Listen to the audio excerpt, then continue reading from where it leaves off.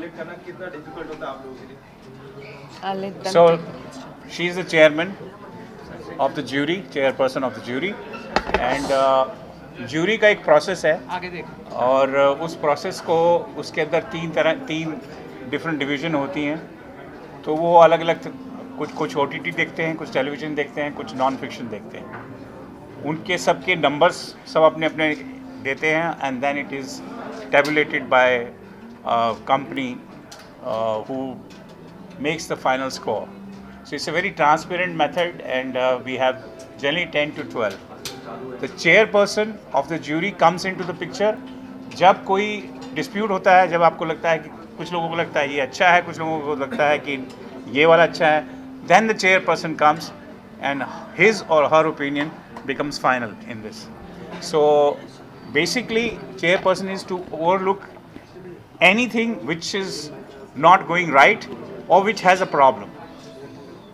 रोहित जी, मैं आपसे कल ही आपको एक ब्रेवरी का अवार्ड मिला है जी। मैं आपसे लूँगा as an artist, as an actor, आप किस तरीके की खूबियाँ देखती है किसी को अवार्ड जब उसे मिलता है, तो क्या वो एक डिजर्विंग कैंडिडेट होना चाहिए, उसके लिए क्या खूबियाँ उसके अंदर होनी चाहिए एज एन एक्टर? बिल्कुल, आई थिंक एक जजमेंट जो होती है बहुत ही अनबायस्ड होनी चाहिए, फेयर होनी चाहिए एंड एक ट्रांसपेरेंट प्रोसेस होना चाहिए ताकि कोई कभी भी उंगलियां न उठें। तो आई थिंक जहाँ तक कि मेरी एसोसिएशन है इस समय ITA के साथ, मैं बहुत ही खुश हूँ क्योंकि मैं समझती हूँ कि ये एक ऐसा प्लेटफॉर्म है, ये एक ऐसा मंच है ITA अवार्ड्स का जो इनका 24th ईयर है। पहले तो आपको बता दूँ 24 साल हो गए हैं और नेक्स्ट ईयर तो हम सिल्वर जुबली सेलिब्रेट करेंगे सारे। लेकिन जहाँ तक इनका प्रोसेस है बहुत ही clear, unbiased and you know the judgement is completely fair and इसलिए आई थिंक मैं भी बहुत खुश हूँ एंड आई एम प्राउड कि आज मैं उनसे जुड़ी हूँ। अगर बात करें जैसे कि आपने कहा 24 इयर्स हो रहे हैं, इस 24 इयर्स की अगर बात करो आप तीनों से, तो क्या ऐसे अप्स एंड डाउन्स आपने देखा है जिसके कारण इस बार ये सीजन में कुछ नया होगा जो हम सभी के लिए शायद पिछले 24 साल में जो नहीं हुआ अब होगा? वो हर साल कुछ ना कुछ नया तो करना ही पड़ता है, नया नहीं होगा तो फिर मैं चेयरपर्सन हूँ जूरी की, उससे नया हो क्या चाहिए? मैं नहीं हूँ। ये नहीं है। ये नहीं है। अगर फिर चैलेंजेस की बात करें, किस तरीके के चैलेंजेस आपको फेस करने पड़ते हैं? देखिए 24 साल का सफ़र है, बहुत बड़ा सफ़र है और अवार्ड एक ऐसा एरिया होता है जहाँ पे डिफरेंस ऑफ ओपिनियन, लोगों की अपनी ओपिनियंस गुड एंड बैड दोनों आती हैं, लेकिन ये सफ़र को तय करने के लिए आपको बहुत मजबूती से खड़ा रहना पड़ता है। अदरवाइज़ अवार्ड्स जो हैं अगर ट्रांसपेरेंट ना हो और अगर उनके अंदर एक क्लैरिटी ना हो तो चलते नहीं हैं, लोग सूंघ लेते हैं उसको।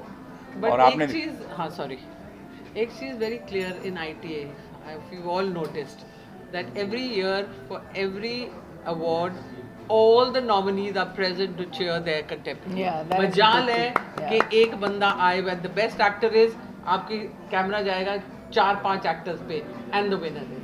So that is how the ITA has been, because this industry supports each other in a big way. So there are a lot of contents that are being consumed on OTT. तो ऐसे में एक selection process कितना difficult होता है और चुनना कितना मुश्किल होता है? देखिए अच्छा बुरा हर तरह का कंटेंट आता है, उसके लिए आपको बताया कि 3 डिफरेंट ज्यूरी हैं, एक OTT के लिए है, एक टेलीविज़न के लिए है, एक news and you no non fiction के लिए, नॉन फिक्शन और टेक्निकल के लिए है। तो वो सब अब उसके अंदर 3-3, 4-4 लोग होते हैं, तो उनका एक हमारा प्रोसेस है नंबरिंग का, वी फॉलो दैट। अच्छा, अनदर थिंग आप जैसे पूछ रहे हैं, वी डोंट नॉमिनेट, नॉमिनेशंस आती है from the production houses, from the channel, from the platform, वो ही शोज दिखाए जाते हैं। I may find anybody the best but I am no one to decide. So the process of going through all this, आपको सामने से आते हैं वो नॉमिनेट, जैसे अभी 1800 से ऊपर नॉमिनेशंस आई हैं from different serials and platforms and shows, वो ही जूरी देख रही है। So that is how the process is.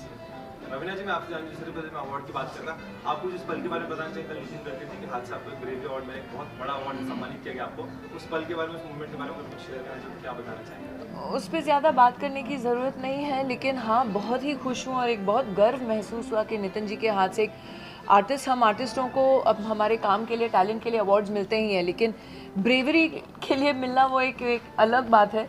जो हादसा हुआ बांद्रा में, उसके सिलसिले में जो मेरी टीम थी, अगर मेरे टीम जो मेरे साथ है, मेरा परिवार है और उनके ऊपर कोई भी अगर नुकसान आए या कुछ भी आए तो मेरा भी बिल्कुल हक बनता है कि मैं जाके उनके लिए खड़ी रहूं।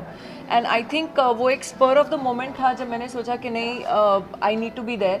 एंड जो कुछ हुआ वो तो पब्लिक डोमेन में है ही, आप पढ़ चुके हैं और देख चुके हैं। बट बहुत धन्यवाद करना चाहती हूँ और मैं पब्लिक से भी यही कहना चाहती हूँ कि कभी भी आप कुछ देखें होते हुए ज़रूर अपनी सुरक्षा को दिमाग में भी रखते हुए लेकिन ज़रूर आवाज़ उठाएं, ज़रूर नहीं तो आजकल क्या हो गया है कि हाँ वहाँ एक्सीडेंट हो रहा है, इंसान पड़ा हुआ है और कोई हाथ नहीं लगाता है मदद के लिए।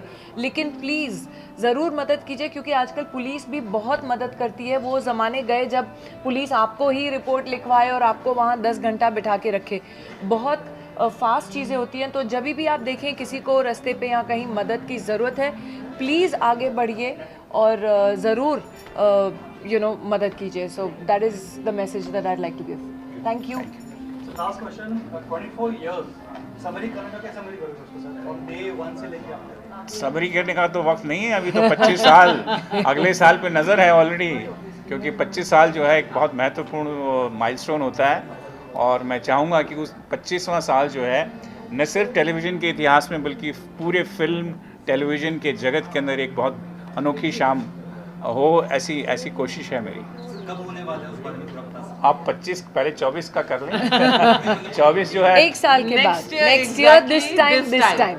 24वां आप साल। होंगे वहाँ पे। Thank you. Thank you.